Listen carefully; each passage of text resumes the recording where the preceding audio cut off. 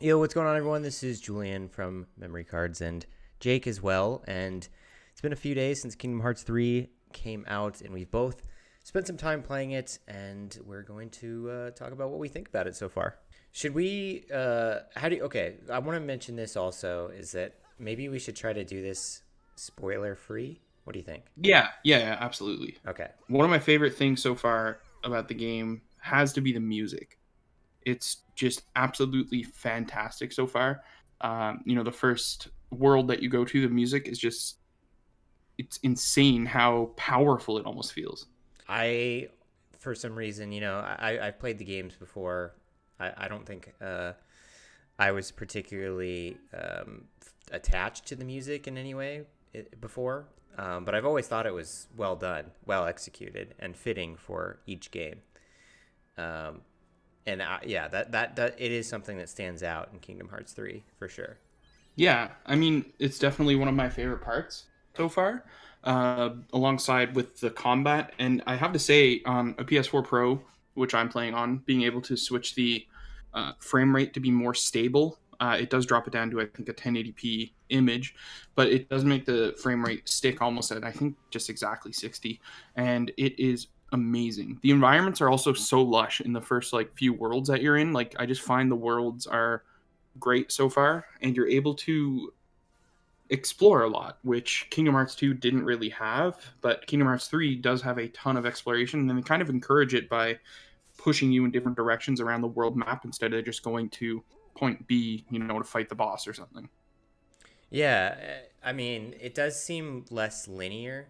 Like, I just got to an area, the first area, I guess, that is explorable.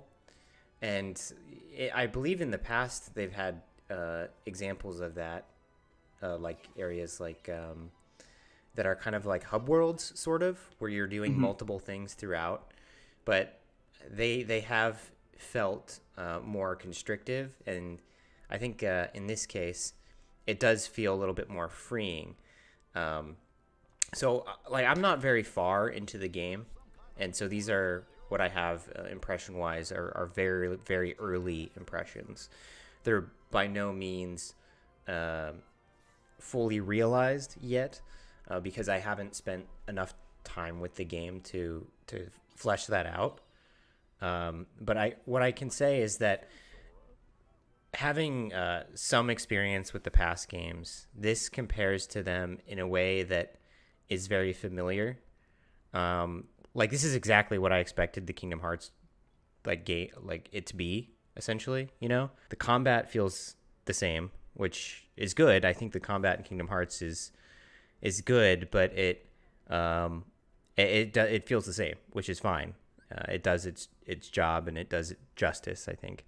Um, the one thing I want to ask you about, because you probably have a little bit more knowledge on this or an opinion. Um, what I've noticed so far is that the combat seems really not chaotic, but it just feels like and this is not what I remember, is that you're getting your like your power ups, or I don't know what you call them, your special moves, like so fast in each battle. Do you feel that's the case? Like, what I mean by that is like the special attacks where you like summon a theme park ride from Disneyland, like the pirate ship or whatever, or your special keyblade attacks. That I feel like they're happening so fast that it does they don't feel as special when you get them. Uh, do you know what I mean? There wasn't like that much of anything like that in Kingdom Hearts 1. I don't think there was anything like that in Kingdom Hearts 1 actually, other than summons. But in Kingdom Hearts 2 they did add a little bit more in with I forget the name of the mechanic, but it's the button that you press for a triangle, like to change your form and shit. Right, They right. did have that stuff in Kingdom Hearts 2, but in Kingdom Hearts Birth by Sleep and Dream Drop Distance, they kind of added a ton of those. Like, you have the little Pokemon characters, the Right. little style. They come in, but yeah, it does happen a lot in this game, in Kingdom Hearts 3. But I don't really think it detracts from the combat. Um, I would say that this combat is a lot different than Kingdom Hearts 1 and 2. It's a lot more floaty to me Mm-hmm. Like you're able to just stay in the air and do combos, which is really cool and fun. Um, it does feel almost a little bit too floaty for me though, because I just feel like I'm spending a lot of time in the air, when you're jumping or something. Yeah. But it doesn't really take away from my overall experience. The usual Disney-esque kind of lame rating is here and there for certain characters. Like an enemy will pop out of nowhere, just basically insult your character and then just disappear. In a cutscene. But the rating, I don't think I've really ever seen anybody go to the rating in this game and be like, "This is really good." Like it's never been something to write home about. It's always been more Disney-esque, more laid back and just characters speaking like a normal person would, I mean, aside from Goofy and Donald and them. But one other thing that's kind of weird, Mickey's voice in this game, I'm sure it's a different voice actor, but it doesn't sound like Mickey to me. Yeah, I really don't like it, actually. Like, I was going to bring that up also. One of the things and I noticed it right away as soon as Mickey started talking. I was like, well, that doesn't sound right at all. Yeah, and I don't know if that's just me not hearing his voice in something for a long time, or if that's me mixing it up with like the South Park episode, like, hey, come on, Yeah. like I don't know. It just something about it sounds really weird. But Goofy and Donald both sound great. Sora sounds like he does in the other ones. Yeah, albeit just a little bit older. But Mickey just sounds weird. Yeah, all the other voice acting is good. I just feel like that Mickey one kind of falls flat. It sounds like someone trying really hard to do Mickey, but not exactly not pulling it off. No, it sounds like they just got some guy off the street saying, "Hey, can you do your best Mickey impersonation?" Yeah. One thing, I mean, I'm not even that much further than you, but one thing I think I've noticed is that they kind of are not really putting in Final Fantasy characters, which is kind of weird. But I mean, I think that the game has kind of evolved into its own thing where it doesn't need to rely on Final Fantasy characters because they have so many of their own characters, that they're able to pull in and stuff like that. But it will suck if we don't get to see Cloud and Sephiroth or something because their stories in Kingdom Hearts 1 and 2 were never really fully finished, along with Squall and a few other characters. So that will suck if they don't make an appearance, but it is what it is. Yeah. I mean, I don't... That's... To me, like, playing this game, I have no idea what's going on most of the time. I have no idea what anyone is talking about. I'm just here for the combat and the gameplay and the Disney stuff. And it's a really good-looking game, too. Like, they did a really good job visually, and especially in parts of Olympus, which I think that's not a spoiler because everyone knows you go to Olympus. But there were parts of that I was like, whoa, this is really, really good. I'm playing on a 4K where monitor. You get to see a lot of the lush and like the grassy environments and stuff. It's really nice. It's really nice. It really does a good job of making you feel like you're in a Disney movie. Yeah, and I'm excited to get into the later worlds that have more of a specific design quality to them. Like we know that there's Toy Story and Monsters Inc. I haven't been to either of those yet, but they all have that kind of Pixar quality to them. Have they gone to a Pixar world before in previous Kingdom Hearts games? I don't think they have. I don't right? think so because when I first booted up the game, I saw the Pixar logo and I was like, well, that's new. Yeah, because I think that they've only done Disney animation before, not anything Pixar related, which is cool. I'm actually thinking about it. Like, I'm pretty surprised that they did not incorporate any Studio Ghibli stuff, like any Miyazaki movies, because they have a close relationship with Disney.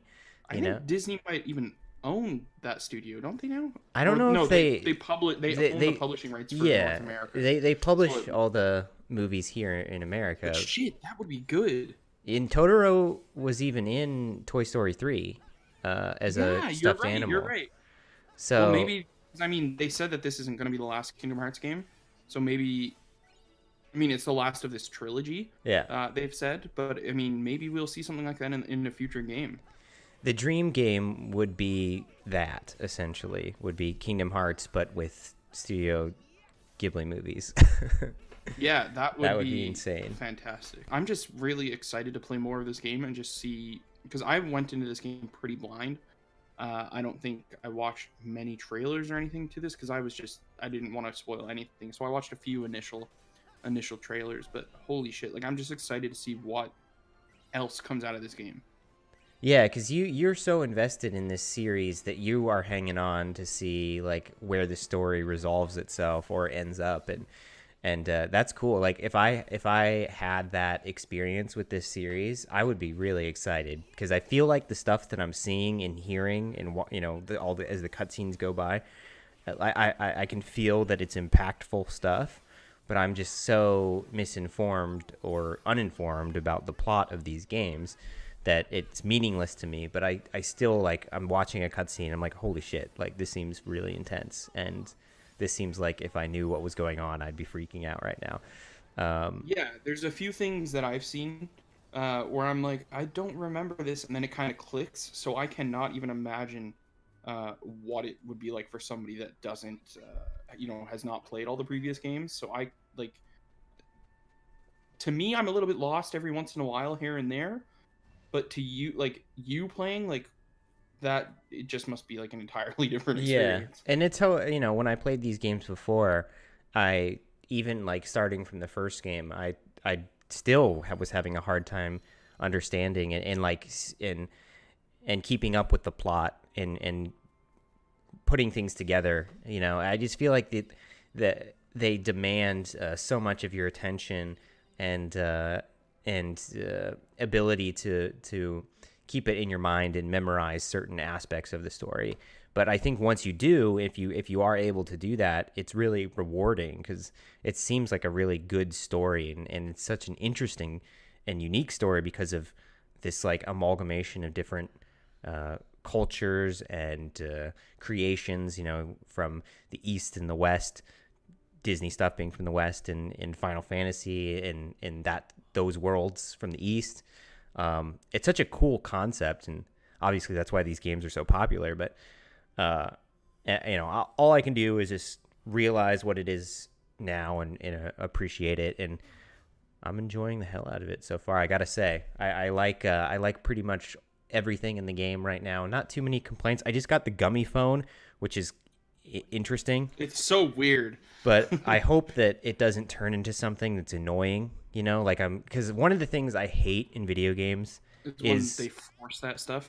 When they force, well, especially a phone. Like if you give me a phone in a video game, and people are calling me all the time and interrupting what I'm doing, I fucking hate that. That's like real life. I don't want to be called when I'm playing a video game, and my attention is on something. I mean, obviously they'll probably deliver some plot points via this phone, but it just reminds me of like having the phone in the Grand Theft Auto games when you're constantly getting called. Oh my god. And, yeah, that was annoying. Yeah. So, I hope that they don't turn the phone into something like that. It seems just like a little gimmick right now with taking your selfie pictures or finding the hidden Mickeys. But yeah, we're going to have to reconvene on this. Once we get further into the game. I mean, I've only played, I think, 3 or 4 hours so far. Yeah, me too. I think I'm like 3.5 hours or something. So we're going to have to play maybe in a week or so, 2 weeks. We'll come back and discuss where we're at. Hopefully we're way further into the game. It seems like this is a pretty long game. So we'll see.